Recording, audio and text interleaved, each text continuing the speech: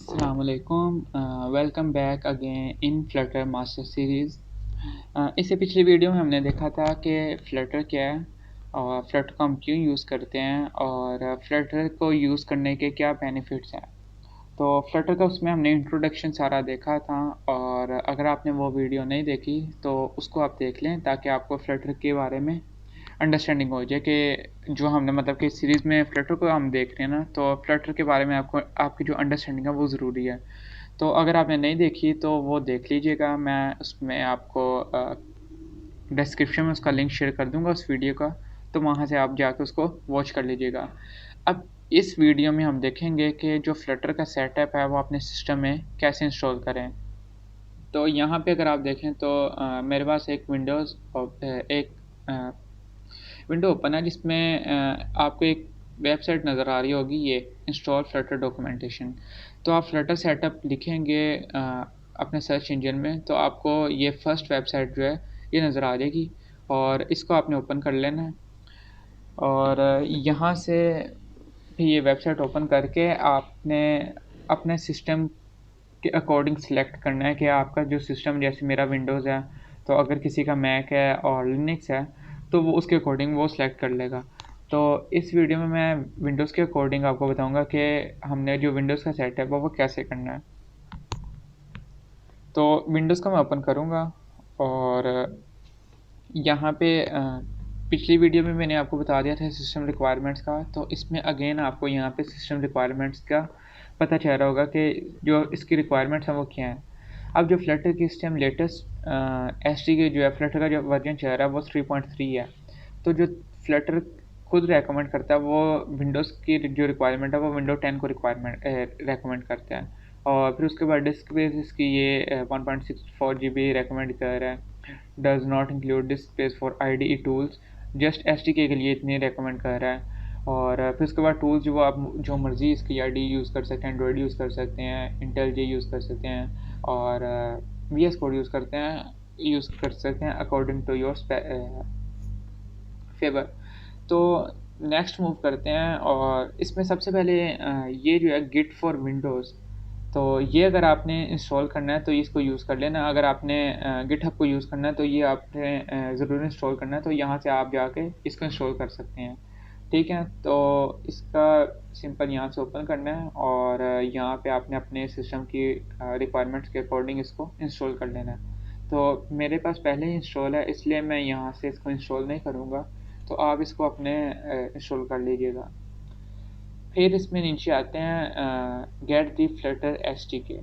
तो Flutter SDK को आपने इंस्टॉल करना है यहाँ से, और इसको आप प्रेस करेंगे तो ये इंस्टॉल कर देगा।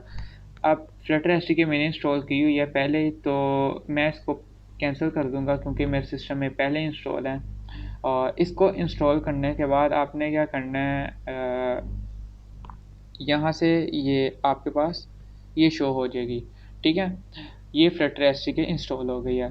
अब आपको अगर यहाँ पे देखो तो वो प्रेफर कर रहा है कि आपने फ्लटर इंस्टॉल करने के बाद अपनी एक जो लोकेशन है एक सी फोल्डर में, जो आपकी सी ड्राइव है उसके अंदर एक आपने फ़ोल्डर क्रिएट करना है SRC के नेम से, और उसके अंदर आपने इसको एक्सट्रैक्ट कर देना है।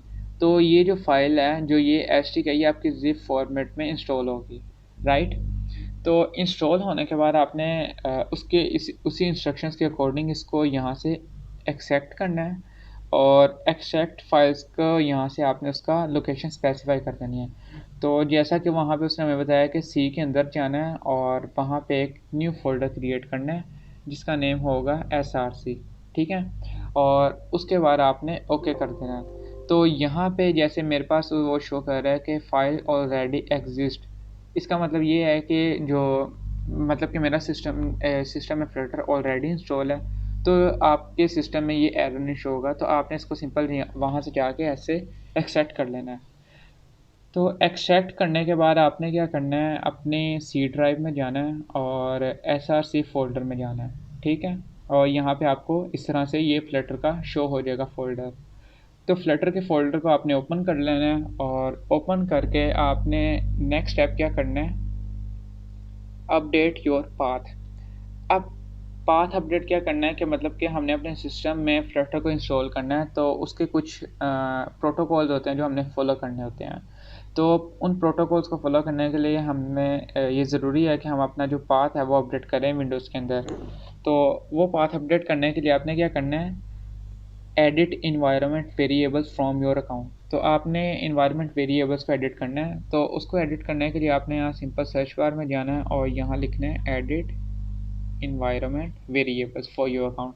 ये आपने ओपन कर लेना है और ये ओपन करके आपने क्या करना है, यहाँ पे जाना है पाथ पे और इसको एडिट कर लेना है, राइट। अब एडिट करके यहाँ पे आपने क्या करना है, मैं यहाँ पे पीछे जाता हूँ अपने फाइल पे। यहाँ से आपने जो फ्लटर का फोल्डर है उसको ओपन कर लेना है और फिर इसको ये बिन वाले को ओपन करना है। आपने बिन को ओपन करके आपने इस बार में ये जो पाथ है ये सारा कॉपी कर लेना है और अपने जो इन्वायरमेंट वेरिएबल्स वाला सेक्शन था वहीं आ जाना है। अब जैसा कि अगर आप देखें तो यहाँ पे ये मेरा पाथ जो है वो ऑलरेडी एडिट है, ठीक है। तो मैं यहाँ पे नहीं एडिट कर रहा, लेकिन मैं आपको शो करवा के दिखा देता हूँ कि आपने कैसे ऐड करना है। आपने सिंपल यहाँ करना है न्यू और इसको पेस्ट कर देना है यहाँ पे जो आपने वहाँ से पाथ कॉपी किया है। उसको पेस्ट करने के बाद आपने क्या करना है, ओके कर देना है ये। और फिर उसके बाद ये वाली जो स्क्रीन है ये क्लोज़ हो जाएगी। तो आपने ऐसे ओके कर देना है। तो मैं ओके नहीं, उसमें ये सेव नहीं कर रहा क्योंकि मेरे पास पहले वो सेव पाथ है एक, तो मैं ये सेव नहीं कर रहा।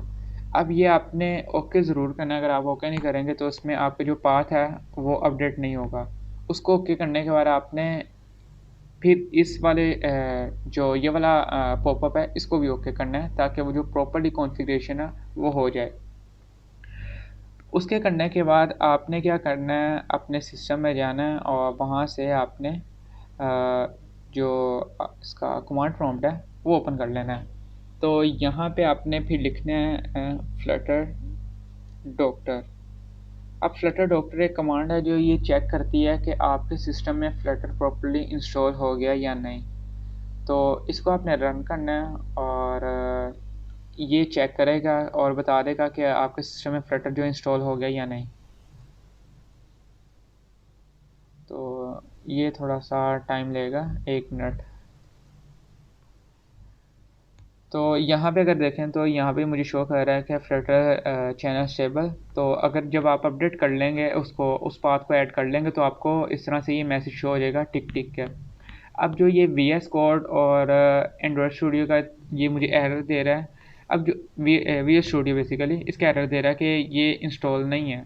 तो बेसिकली मैं VS स्टूडियो यूज़ कर ही नहीं रहा पहली बात, और दूसरा कि इसकी जगह आप VS कोड को इंस्टॉल कर सकते हैं अपने सिस्टम में एज एन IDE। तो वहाँ पे वो मैंने इंस्टॉल किया और वो उसके मैं यूज़ कर रहा हूँ, तो इसलिए वो उसका मुझे एरर दे रहा है कि आपने यहाँ पे VS स्टूडियो नहीं इंस्टॉल किया। तो वो इंस्टॉल कर लें, तो मुझे इसकी ज़रूरत नहीं थी, इसलिए यहाँ पे इसका वो मुझे इंस्टॉल भी नहीं किया, मैंने इसको इंस्टॉल नहीं किया। तो इसलिए उसका यहाँ पे ये क्रॉस शो कर रहा है। और एंड्रॉयड स्टूडियो का भी ये कुछ एरर्स दे रहा है कि वो नॉट फाउंड है। तो एंड्रॉयड स्टूडियो का भी वो मैंने एक पाथ अपडेट करना था तो उसकी वजह से ये एरर दे रहा है। तो जब आप इंस्टॉल कर लेंगे तो फ्लटर का आपको ये शो हो जाएगा। अभी तक मैंने आपको एंड्रॉयड स्टूडियो का नहीं बताया, तो एंड्रॉयड स्टूडियो जब इंस्टॉल कर लेंगे तो आपको यहाँ पे एंड्रॉयड स्टूडियो का भी ये टिक शो कर देगा, राइट। तो नेक्स्ट मूव करते हैं। फ्लटर का आपको मैंने बता दिया कि फ्लटर की जो SDK है वो कैसे इंस्टॉल करनी है। अब इसमें वापस जाते हैं और पाथ अपडेट करने के बाद हमने क्या करना है, ये सारा वही बता रहा है कि आपने कैसे कैसे पाथ अपडेट करना है, फिर ये कमांड चेक करनी है। तो ये सारा आ गया। अब यहाँ पे एक चीज़ ये बता रहे हैं एंड्रॉयड टूल चेन, ठीक है। अब इसमें एक इस तरह से मतलब कि आपको ये मैसेज शो हो सकता है कि Android tool chain Android SDK missing command line tool download from this website. तो ये आप यानी कि सिंपल यहाँ से इंस्ट्रक्शंस को पढ़कर इसको इंस्टॉल कर लेना अगर आपको ये एरर शो होता है। तो मोस्टली एरर नहीं आता, अगर आ भी जाए तो आपने यहाँ से इसको पढ़ के इसको कर लेना सॉल्व। फिर उसके बाद आता है एंड्रॉयड सेटअप।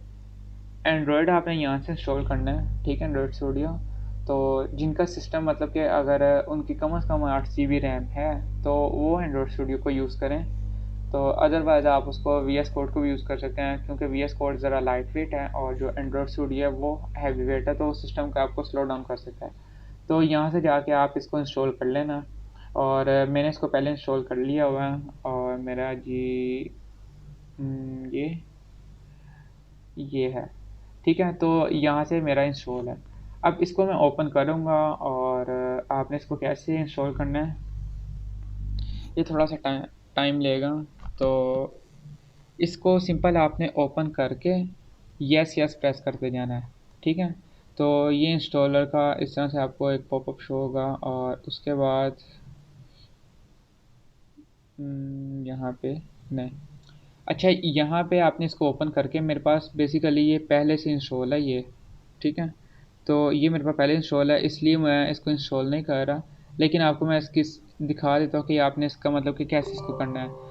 तो यहाँ से आपको पास एक स्क्रीन पॉपअप शो होगा, जहाँ से आपने इसको यस कर देना है, और फिर उसके बाद आपने इसको यस यस करते जाना है, ठीक है।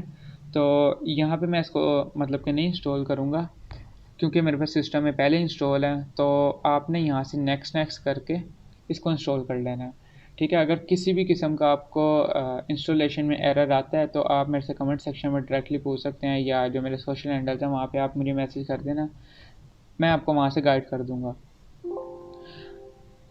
अब यहाँ पे जब एंड्रॉयड स्टूडियो आप इसका इंस्टॉल कर लेंगे, तो इसमें कुछ और सेटअप्स होंगे। तो उसमें होगा जी, मैं आपको ये ओपन करके दिखा देता हूँ पहले। उसमें बेसिकली हमने वर्चुअल डिवाइस क्रिएट करनी होती है, ठीक है। तो वर्चुअल डिवाइस क्या है, वो एक तरह से आपकी स्क्रीन में ये एक मोबाइल स्क्रीन शो कर रहा होता है, जो हमारी एप्लीकेशन की आउटपुट होती है उसको शो करने के लिए यूज़ होता है। तो वो हमने कैसे क्रिएट करनी है वर्चुअल डिवाइस, उसका भी यहाँ पे आपको सारा वो बता देगा। अगर इसकी डॉक्यूमेंटेशन देखें, तो यहाँ पे एंड्रॉयड डिवाइस के बारे में सारा इसने यहाँ पे गाइड किया है। एमुलेटर आपने कैसे कैसे इंस्टॉल करना है, तो ये लिखा है। अगर आप यहाँ से पढ़ के कर लें तो ठीक है, नहीं तो यहाँ से भी मैं आपको दिखा देता हूँ आपने कैसे करना है।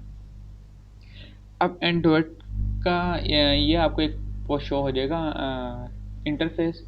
तो आपने यहाँ पे आना है, और आपको ये एक स्क्रीन नज़र आ रही होगी डिवाइस मैनेजर, ठीक है। आपने इसको ओपन करना है, और यहाँ से आपने क्या कर लेना है, क्रिएट डिवाइस, ठीक है। अगर तो आपका जो सिस्टम है वो 8 GB इसकी रैम है, तो आप फिर इसको यूज़ कर सकते हैं, अदरवाइज़ आप ये फीचर नहीं यूज़ कर सकते। तो यहाँ पे आपने क्रिएट डिवाइस कर लेना है, और अपनी मर्ज़ी के मुताबिक आपने कोई भी जो डिवाइस है उसको इंस्टॉल कर सकते हैं, ठीक है। तो यहाँ पे डिफरेंट डिवाइसेस हैं जो शो हो रही हैं। अब जैसे पिक्सल 4 है, फिर पिक्सल 3a एक्सल लार्ज है, और पिक्सल एक्सल लार्ज। तो इस तरह डिफरेंट डिवाइसेस हैं, आपने उसको कोई भी सेलेक्ट कर लेना है, और देन आपने क्या करना है, आपने यहाँ से उसकी इमेज को सिलेक्ट करना है। तो यहाँ पे मेरे पास बेसिकली मैं यहाँ पे इसको आर्कस यूज़ कर रहा हूँ, तो आप भी इसी को यूज़ कर लेना, ठीक है। अगर आपकी मर्ज़ी हुई आपने कोई और यूज़ करनी हुई, तो आप अपनी मर्ज़ी के अकॉर्डिंग उसकी जो सिस्टम इमेज है वो सेलेक्ट कर सकते हैं। फिर उसके बाद आपने नेक्स्ट कर लेना, और फिर ये फिनिश का आपने बटन इसको प्रेस कर देना, तो वो जो डिवाइस होगी एंड्रॉयड वर्चुअल डिवाइस वो क्रिएट हो जाएगी।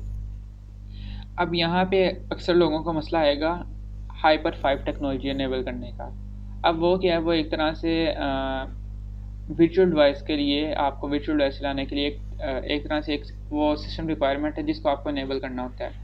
तो उसको इनेबल आपने ज़रूरी करना है। अगर आपका वो इनेबल नहीं है, तो उसका आपको ये जो वर्चुअल डिवाइस है ये क्रिएट नहीं होगी। तो उस वीडियो का लिंक भी मैं आपके साथ डिस्क्रिप्शन में शेयर कर दूंगा, और ऊपर आपको यहाँ पर इसका नज़र आ जाएगा, इसका लिंक भी ऊपर आपको एक पॉपअप शो हो जाएगा वीडियो के में। तो वहाँ से आप उसको देख के, अगर आपको एरर आता है तो मतलब कि आपने कैसे फ़िक्स करना है, वो वहाँ से आप उसको देख के फ़िक्स कर लीजिएगा। तो आई होप कि आपको इसकी समझ आ गई होगी कि हमने जो सेटअप है वो कैसे इंस्टॉल करना है अपने सिस्टम में। तो बहरहाल फिर भी अगर किसी को किसी किस्म का भी इशू आता है इंस्टॉलेशन के दरमियान, तो आप वो मेरे से पूछ सकते हैं।